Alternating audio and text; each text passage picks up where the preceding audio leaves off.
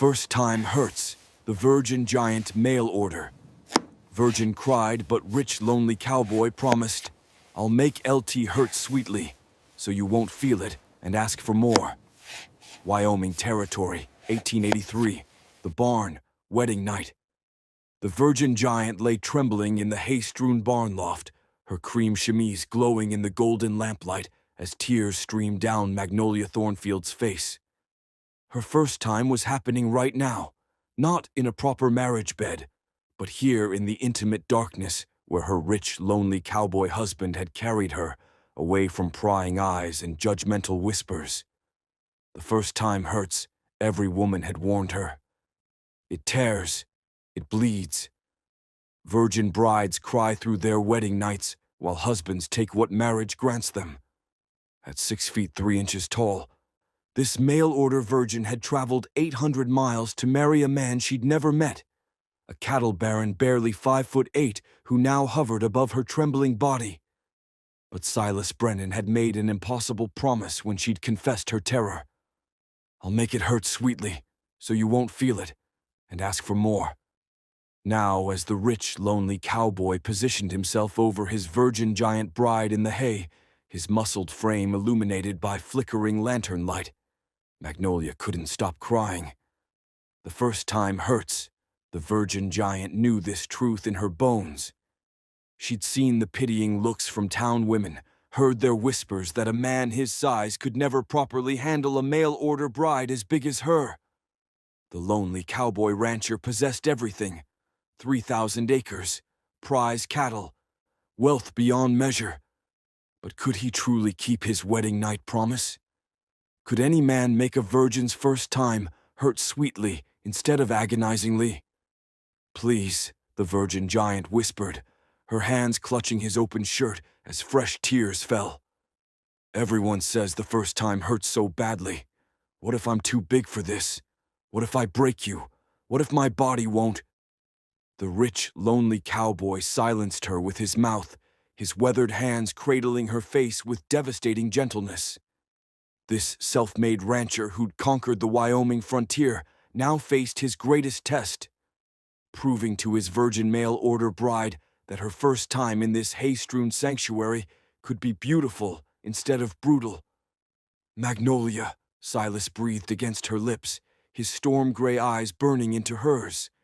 "I brought you here because this is where I'm most myself. Where I gentle wild horses and birth new calves. Where I know patience." His hand slid down her trembling body. "Your first time will hurt sweetly, so tenderly you'll barely feel the pain beneath the pleasure. And when we walk back to that house at sunrise, you won't be a terrified virgin anymore. You'll be a woman asking for more." But 3 days earlier, when Magnolia Thornfield first stepped off that train in Redemption Bluff, she'd been certain this marriage would end before it began.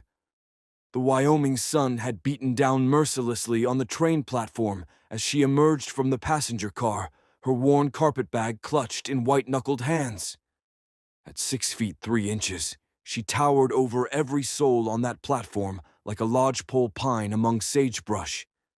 Her shoulders hunched automatically, a lifetime habit of trying to appear smaller. Less wrong, less offensive to the world that had never made space for someone like her. She'd memorized Silas Brennan's description from his letters: 5'8", brown hair, gray eyes, scar on his left jaw from a longhorn's temper. But when her gaze landed on the man holding a hand-lettered sign reading Miss Thornfield, her heart plummeted straight through the platform boards. He was small, not just shorter than her. Every man was shorter than her, but genuinely compact. Lean as whipcord, no bigger than her father had been.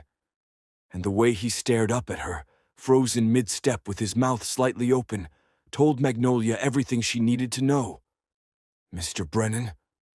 Her voice barely rose above a whisper, thick with unshed tears. "I understand if you've changed your mind. I can take the next train back to Missouri. I have enough money for—" "Changed my mind?" His voice, rough as creek gravel, cut through her spiral of shame. He moved closer, and she noticed his eyes, storm gray and steady, traveling up, up, up her frame, not with disgust, but with something she couldn't name. Wonder, maybe.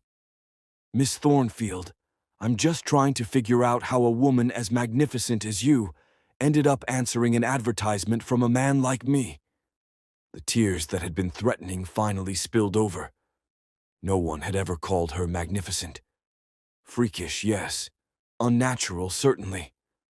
A cautionary tale mothers whispered to daughters about what happened when God got the measurements wrong. But magnificent? I'm too tall, she choked out, hating the weakness in her voice, but unable to stop the words. I'm built like a man. I eat more than any woman ought to. I can't wear ready-made dresses. The seamstress in town charged me double because she said I required twice the fabric of a normal woman. I've scared away every decent man in 3 counties because they don't want a wife who makes them feel small when she stands beside them.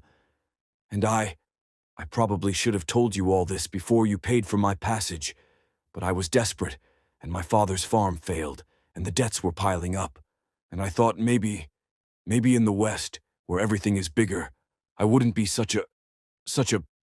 Stop. The word wasn't harsh, but it silenced her immediately. Silas stepped even closer, close enough that she could see the scar he'd mentioned, a white line tracing his jaw like lightning frozen in flesh. Miss Thornfield, Magnolia, may I speak plainly? She nodded, unable to trust her voice. I spent 15 years breaking my back to build something that matters. Sunrise to sunset, 7 days a week, until my hands bled and my bones ached. I've got 3,000 acres now. Prize stock. Enough money to live comfortable for the rest of my days. He paused, holding her gaze with an intensity that made her breath catch in her throat. But you know what I realized last winter, sitting alone in a house big enough for 10 people, eating supper at a table that could seat 20. She shook her head. All of it means precisely nothing without someone to share it with. I didn't advertise for a wife because I needed someone small and delicate to make me feel like a big man.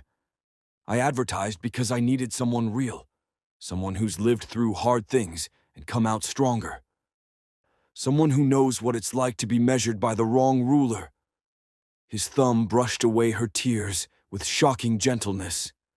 I'm not looking for perfect, Magnolia. I'm looking for true. And standing here right now, looking at you, I think I found it. The platform seemed to tilt beneath her feet. In 24 years, no man had ever looked at her the way Silas Brennan was looking at her now, like she was something precious instead of problematic, something chosen instead of settled for. But I'm so much bigger than you, she whispered, voicing the fear that had haunted her since she'd first read his description. People will talk. They'll say that I'm the luckiest man in Wyoming territory. That I somehow convinced a woman who could have any man she wanted to take a chance on a stubborn rancher who's too short and too old and too set in his ways. He smiled, and it transformed his entire face. Let them talk, Magnolia. Let them say whatever they want. The only opinions that matter in a marriage are the 2 people in it. Magnolia stared at this man, this stranger who was supposed to be her husband, and felt something crack open inside her chest, something that had been locked tight since the first time a boy had called her a giant freak at age 12, since the first time a suitor had proposed as a cruel joke in front of half the county, since the first time she'd realized that her body, her height, her very existence would always be the first thing people saw and the only thing they remembered. Now then, Silas said, his tone shifting to something more practical, even as warmth lingered in his eyes. I've got a wagon ready, and my housekeeper, Mrs. Chen, has supper waiting. We'll get you settled, let you rest from your journey, and we can talk about the wedding whenever you're ready. No pressure, no rush. You're safe here, Magnolia. I give you my word on that.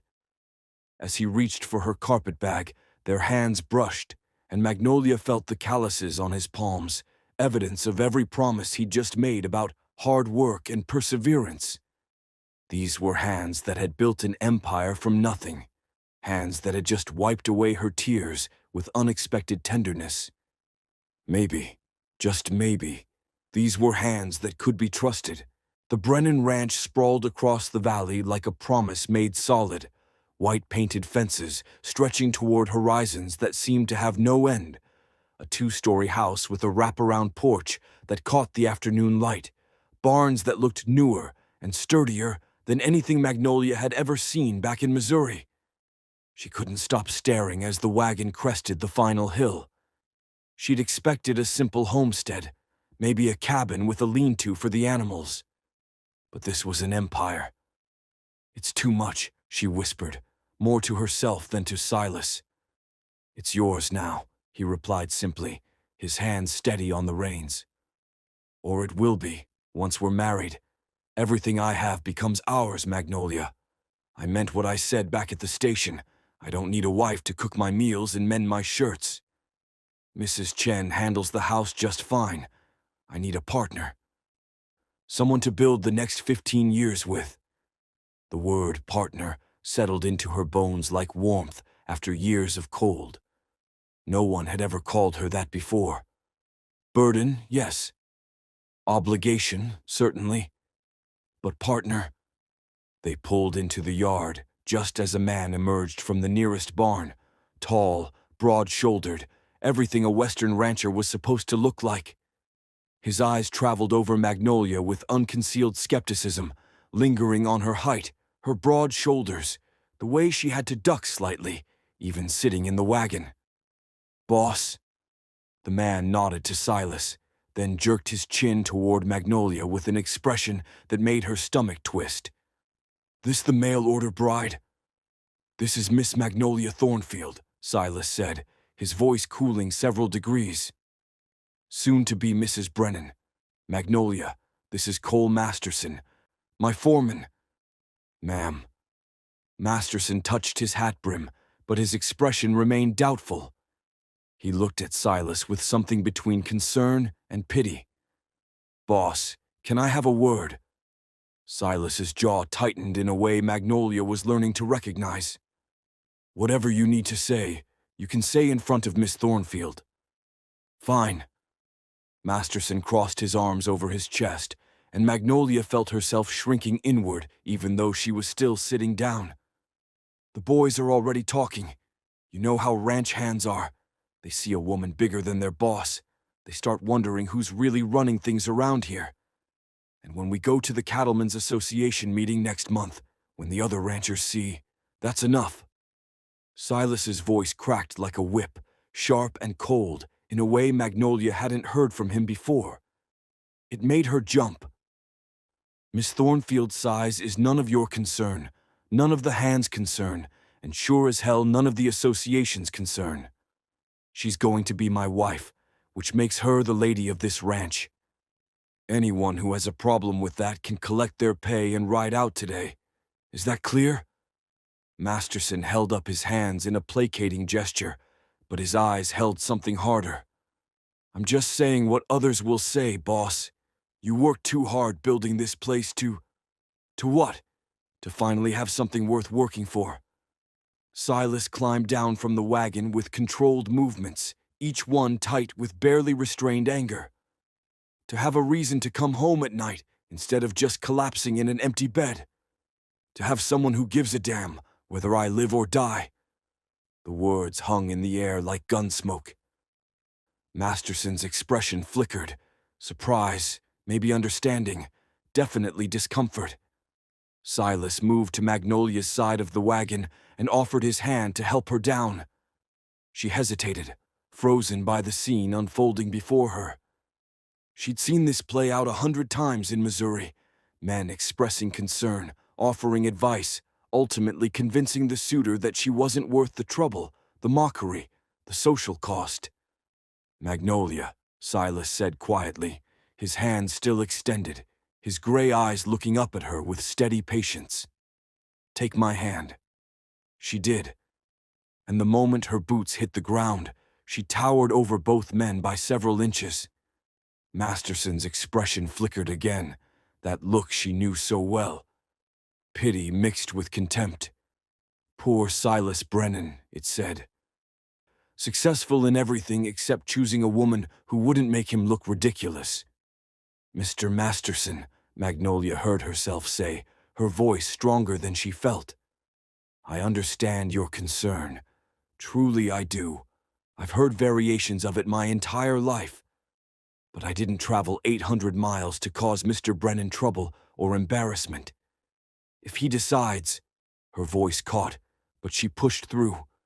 If he decides this arrangement isn't suitable after all, I'll go quietly. I won't make a fuss. I won't ask for anything. I'll just go. Like hell you will. Silas's hand found the small of her back, warm and grounding through the fabric of her traveling dress. The touch was possessive in a way that made her pulse quicken. Magnolia, you're not going anywhere. And Cole, if the boys have concerns, they can bring them to me directly. But I'll tell them the same thing I'm telling you right now. I've spent years watching men twice my size fail at this life because they were too stupid or too proud to think before they acted. Size doesn't measure worth. It doesn't measure strength. It doesn't measure character. And it sure as hell doesn't measure love. That last word, love, hung in the air like a bell that couldn't be unrung. Masterson's eyebrows shot up. Magnolia's breath caught in her throat. Now, Silas continued, his voice softening but losing none of its steel, I'm going to show my future wife to her room so she can rest from her journey and wash the train dust off. We'll discuss ranch business tomorrow, Cole. And if you're still employed here tomorrow, we'll never have this conversation again. Understood? Masterson stared at them for a long moment, at Silas's protective stance, at Magnolia's height, at the impossible picture they made together. Then he nodded slowly. Understood, boss. Miss Thornfield, welcome to Brennan Ranch. But as Silas guided Magnolia toward the house, she glanced back and saw Masterson shaking his head, his expression certain. Certain this wouldn't work. Certain she would fail. Certain that love, if that's what Silas had meant, couldn't overcome the simple mathematics of their bodies.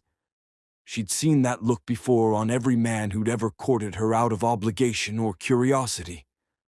On her father's face when another suitor had walked away. On the preacher's wife when she'd asked about marriage prospects and received only pitying silence. The question that haunted her as they climbed the porch steps wasn't whether the town would accept them. It was whether Silas's eyes would eventually hold that same certainty, that same regret at having chosen wrong. Inside, the house smelled like beeswax and bread, clean and welcoming in a way Magnolia hadn't experienced since her mother died. Mrs. Chen appeared from the kitchen, a small Chinese woman with sharp eyes and a no-nonsense expression that softened when she saw Magnolia.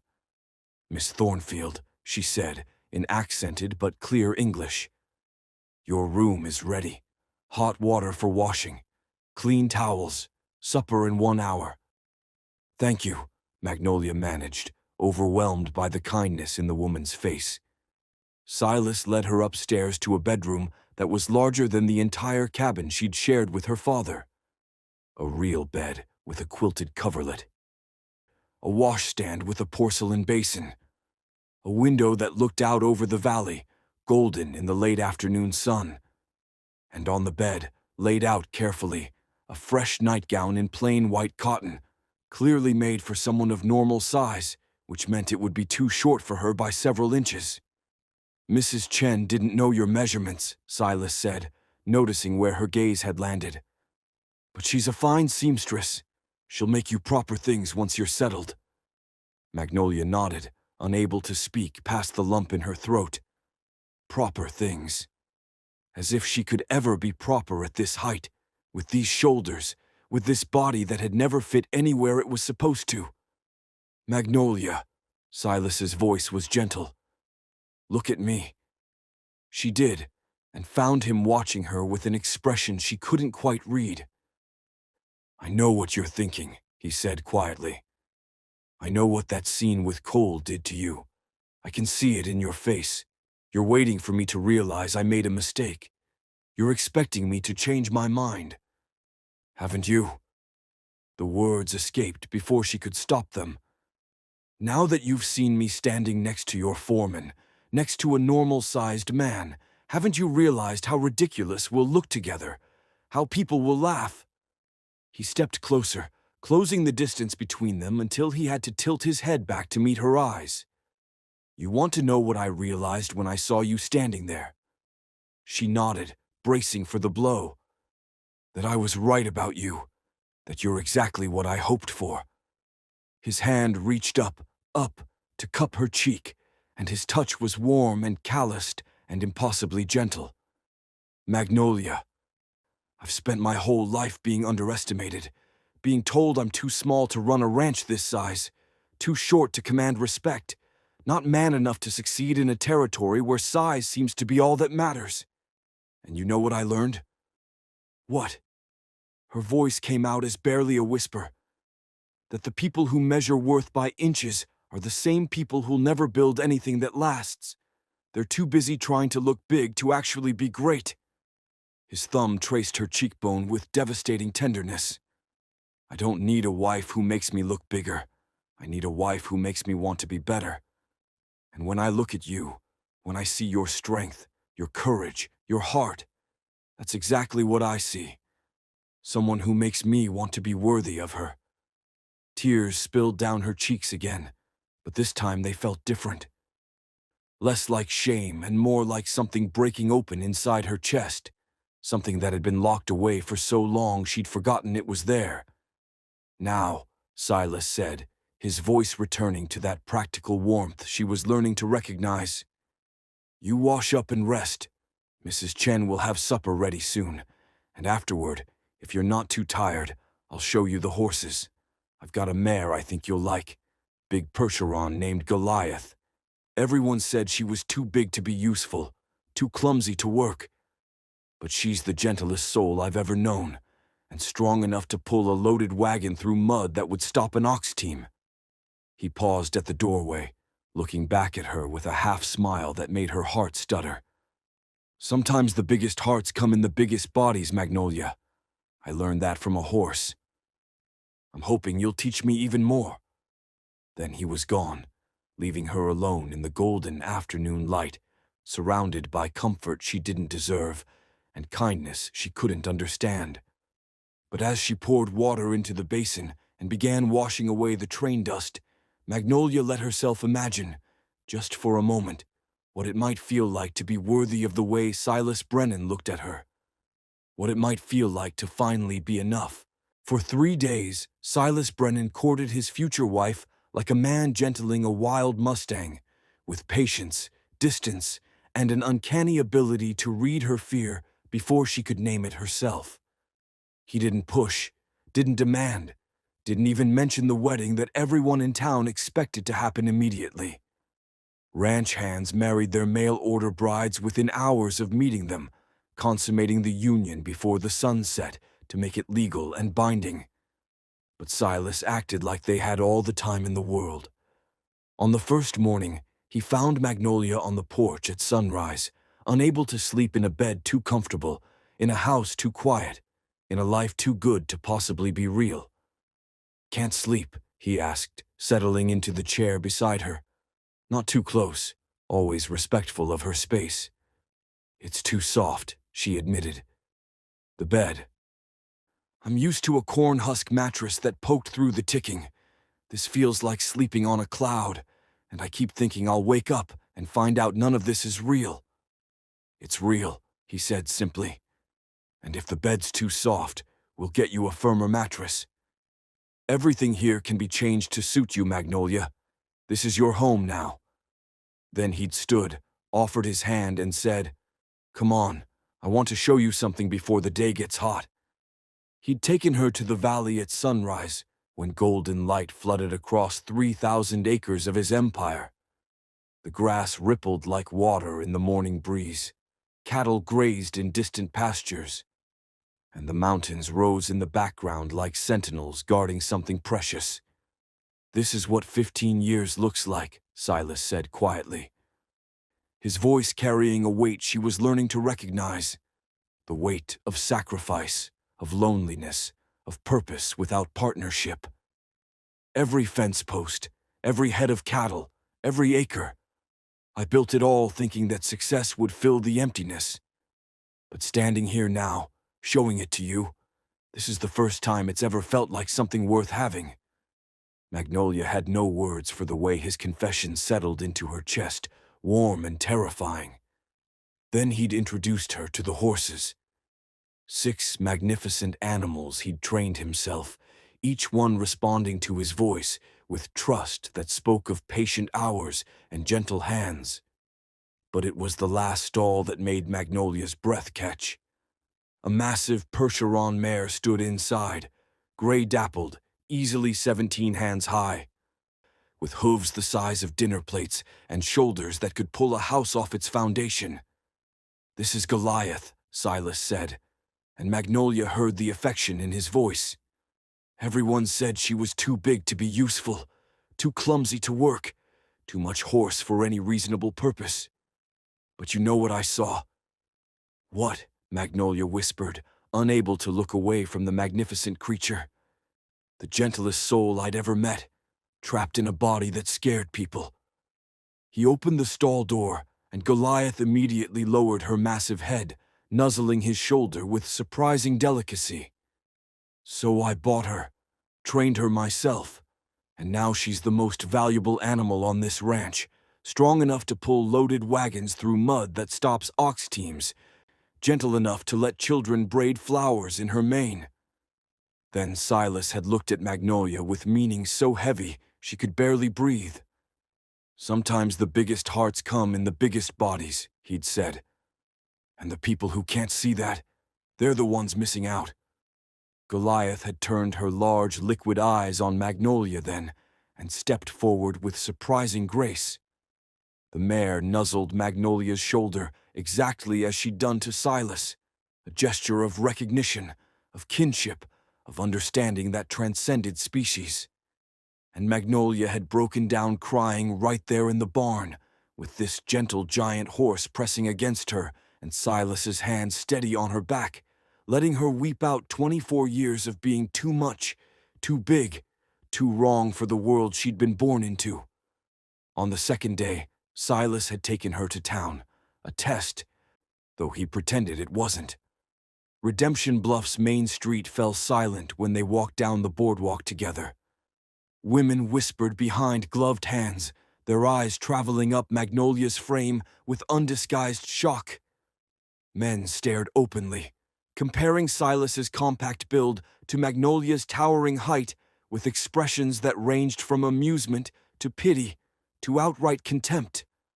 One drunk cowboy leaning against the saloon door had called out loud enough for half the street to hear, "Hey, Brennan, who wears the pants in your household? Or does she just pick you up and carry you around like a baby?" Laughter erupted from the saloon. Magnolia's face burned with shame, so intense she thought she might be sick right there on the boardwalk. But Silas simply steered her into the general store, his hand steady at her elbow, his expression unchanged. Inside, he'd ordered fabric for new dresses, enough for 6, in colors she'd never dared wear. When the shopkeeper quoted a price that was clearly inflated, clearly taking advantage, Silas had simply laid the money on the counter and said, "My wife deserves quality, and if you try to cheat me again, I'll take my considerable business to the store in Laramie." My wife. He'd said it like it was already true, like the mockery outside meant nothing, like her worth was established fact rather than generous fiction. That evening, after supper, she'd found him on the porch again, staring at the stars. "I'm sorry," she'd said, settling into the chair beside him, "for what happened in town, for embarrassing you. You didn't embarrass me." His voice held an edge she hadn't heard before, not anger at her, but something colder, directed outward. "Those fools embarrassed themselves. Small minds always do." "But they were right," she'd whispered. "I do make you look like the luckiest man in Wyoming territory." He'd turned in his chair to face her fully. Like I somehow convinced a woman who could have anyone to take a chance on a stubborn rancher who's too short and too old and too set in his ways. Stop saying that, she'd protested. You're not, and you're not whatever cruel thing you're thinking about yourself right now. His gray eyes had held hers with unwavering intensity. Magnolia, I need you to understand something. Those people in town, their opinions don't mean a damn thing to me. I didn't build this ranch to impress them. I didn't send for a wife to meet their approval. I did it because I was tired of being alone, because I wanted a partner. And when I read your letter, the one where you described yourself as unfortunately tall and regrettably strong, I knew I'd found someone who understood what it's like to be measured by the wrong ruler your whole life. He'd reached across the space between their chairs, taking her hand in his, so small compared to hers, but strong and warm and certain. People will always see us and make assumptions, he'd continued. They'll always wonder. They'll always gossip. But here's what I know, Magnolia. I know you're kind, because you've been gentle with every animal on this ranch. I know you're intelligent, because you've asked thoughtful questions about everything from cattle rotation to water rights to why I chose this valley for the house. I know you're strong, not just in body, but in spirit, because you're still standing after a lifetime of being told you're wrong just for existing. And I know that I'd be honored, truly honored, to call you my wife if you'll have me. The stars wheeled overhead in their ancient patterns. A coyote called from distant hills. And Magnolia had felt something inside her chest crack open, not breaking but blooming, like a seed that had waited years in frozen ground, finally feeling the warmth of spring sun. Saturday, she'd whispered, the decision forming even as she spoke it. Let's get married on Saturday. The smile that broke across his face could have lit the darkness. Saturday it is. On the third day, Friday, Magnolia had helped Mrs. Chen with chores, learning the rhythms of the house while Silas worked with the cattle. But in the afternoon, as she hung laundry on the line behind the house, she'd overheard voices from the barn. Boss, I'm telling you this as a friend. It was Cole Masterson's voice, lower than usual, but still carrying. You're making a mistake. That woman, she's going to break you. Maybe not physically, though God knows that's possible too. But socially.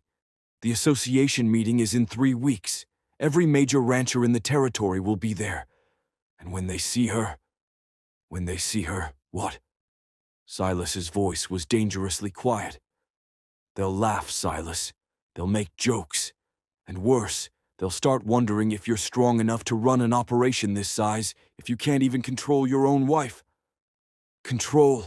The word cracked like a gunshot. Is that what you think marriage is about? Control. I think marriage is about partnership between equals, Masterson said, and Magnolia could hear the careful reasoning in his tone. And I'm sorry, but you two aren't equals. She's... Finish that sentence, Silas interrupted, his voice cold as January wind. Go ahead, Cole. Tell me what she is.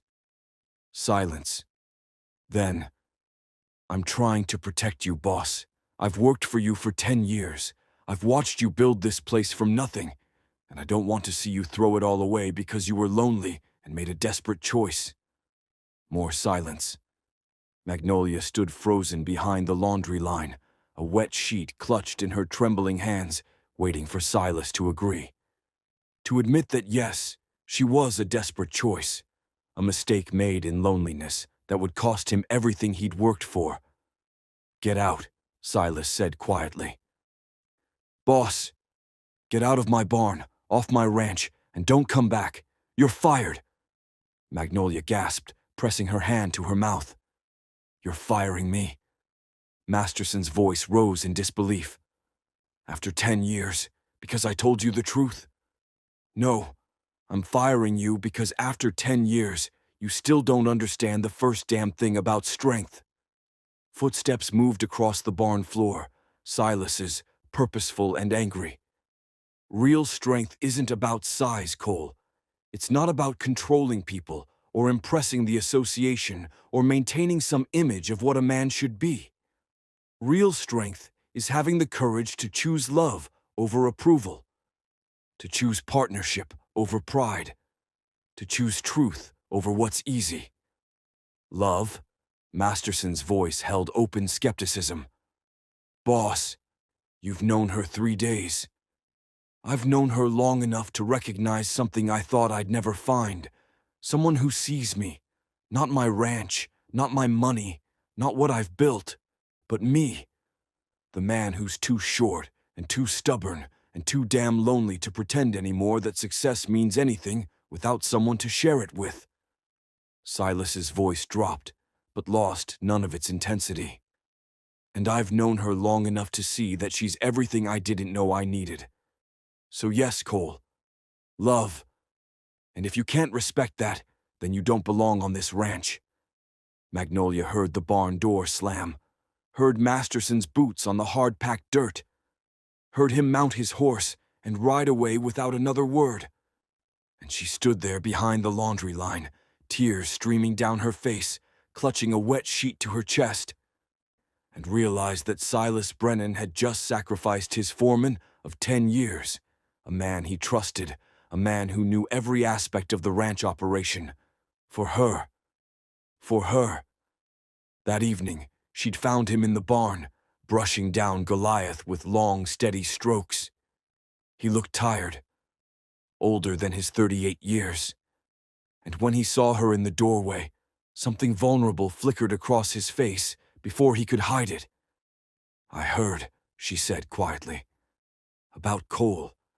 He nodded, returning his attention to the horse. Ranch hands talk. I figured word would spread. You didn't have to fire him, not for me. I didn't fire him for you. Silas set down the brush and turned to face her fully. I fired him for me. Because I'm tired, Magnolia. I'm tired of people who think strength means dominance. Tired of measuring success by what other people think. Tired of living for approval from men whose opinions I don't even respect. He crossed the barn toward her, and even in the dim light, his eyes burned with intensity. I've spent 15 years building an empire I had no one to share with. And now I finally have that chance. I'll be damned if I let small-minded gossip steal it from me. But the association meeting, to hell with the association.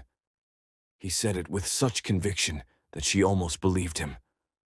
If they can't handle seeing a successful rancher with a magnificent wife, that's their problem, not mine.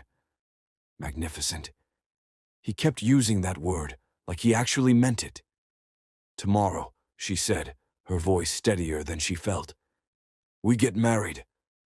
Tomorrow, he agreed. And tomorrow night. He trailed off, but the implication hung in the air between them. Tomorrow night, they would be expected to consummate the marriage, to share a bed, to... Terror must have shown on her face, because Silas closed the remaining distance between them and took her hands in his. Tomorrow night, he said gently. We'll figure it out together. No pressure, no expectations, just you and me, taking whatever time we need. I meant what I said, Magnolia. I'm not going to hurt you, and I'm not going to rush you. But as she climbed the stairs to her room that night, Magnolia's hands shook. Because tomorrow night wasn't about pressure or expectations or Silas's kindness. Tomorrow night was about biology, about the brutal mathematics of their bodies, about the stories every woman had whispered to her, stories of pain and blood and tears, of husbands who took what marriage granted them regardless of their wives' fear. The first time hurts. Everyone said so. And Magnolia was 6 feet 3 inches of virgin terror, wondering how she would survive what was coming.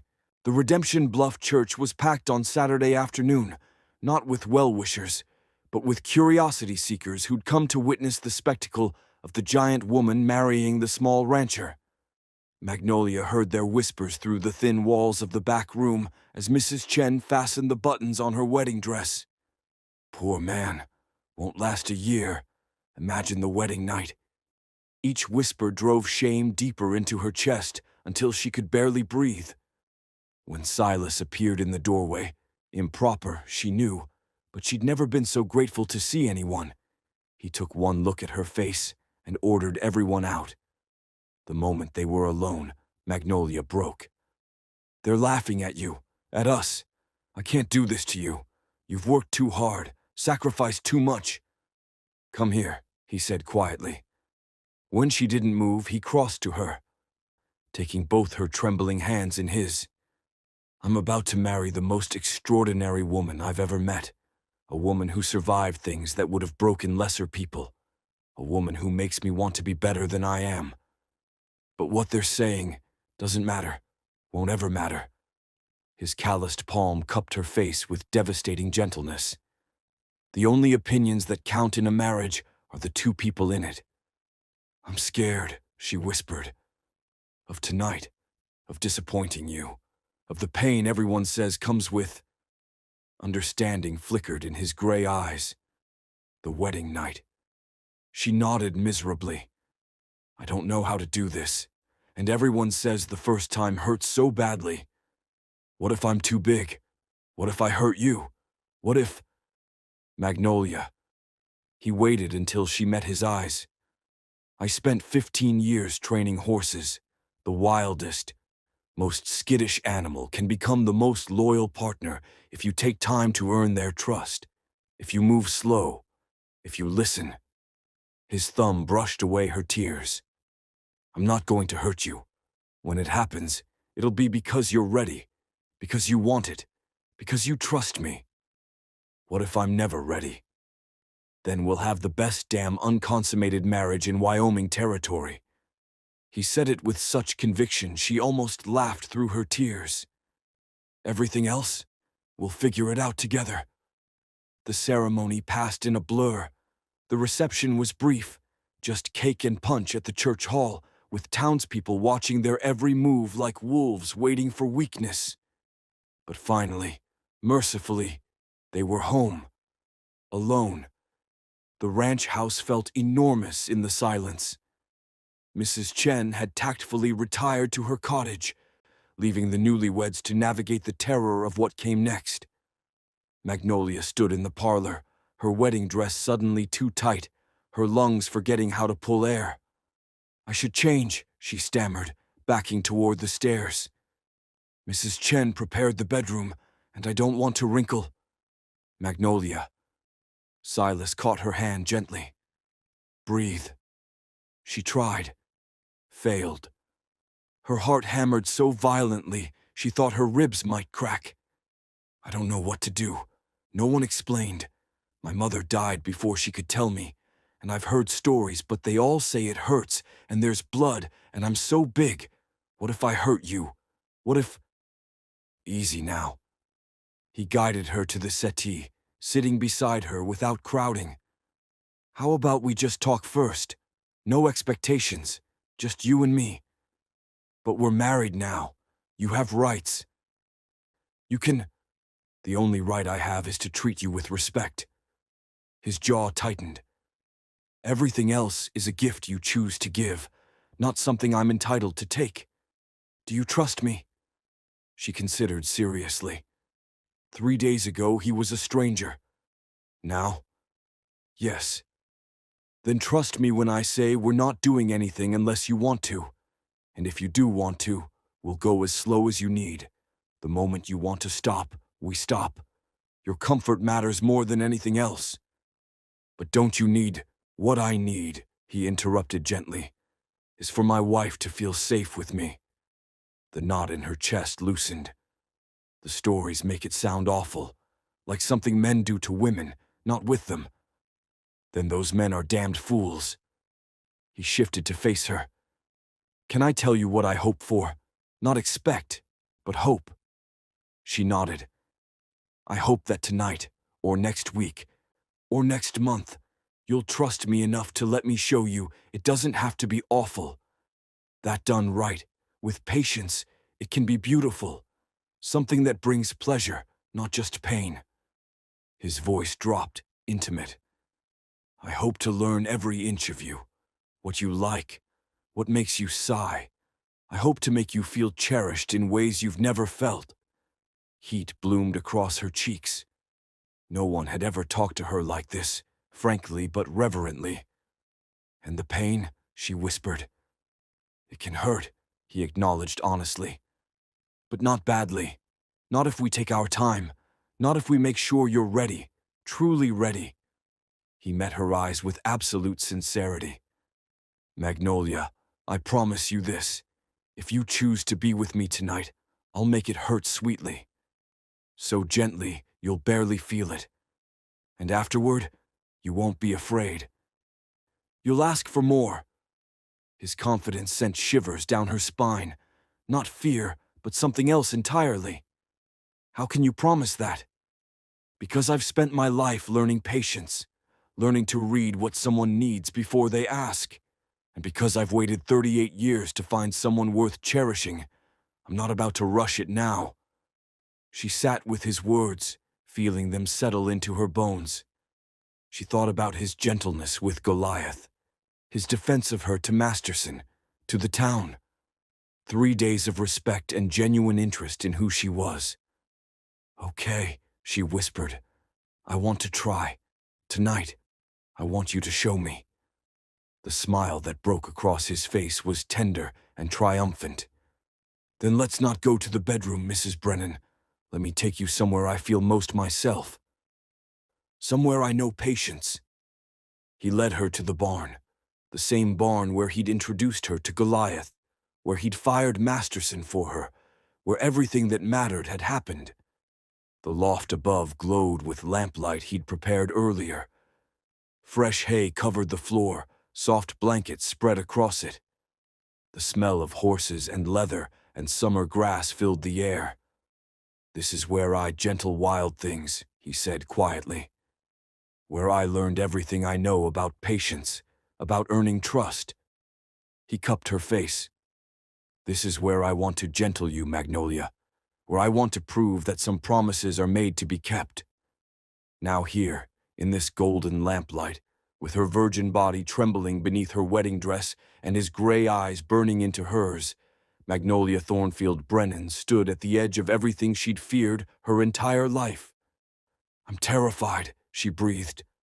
I know. He began unbuttoning her dress, slowly, giving her time to adjust. When it finally loosened, he draped his coat around her shoulders, protecting her modesty even here. But here's what's going to happen. I'm going to kiss you until you stop shaking, until you're relaxed enough to feel what I'm doing instead of anticipating pain. That might take 5 minutes, or 50. We've got all night. And then I'm going to touch you, over your chemise first, and find all the places that make you sigh. I'm going to learn your body like a new language. His hand cupped her face. And I won't move to the next step until you're begging me to. The word, begging, sent unexpected heat through her. True to his word, he started with kisses, soft, exploring, patient. His lips traced her mouth, her jaw, the spot below her ear that made her gasp. When his hands began wandering, they moved over fabric first, learning her shape through cotton and linen. Time became fluid. Minutes or hours passed as he systematically dismantled her fear, replacing it with sensation she'd never imagined. When he finally asked permission to remove her chemise, she granted it without hesitation. When his hands and mouth mapped her bare skin, she arched into the touch. You're so beautiful, he murmured against her collarbone. Every magnificent inch. And somehow, sprawled in the hay with lamplight painting them gold, she believed him. When he finally asked, his voice rough with restraint, Are you ready for me? She was shocked to realize she was. More than ready. Aching for something she couldn't name. Yes, she breathed. Please, Silas. I need...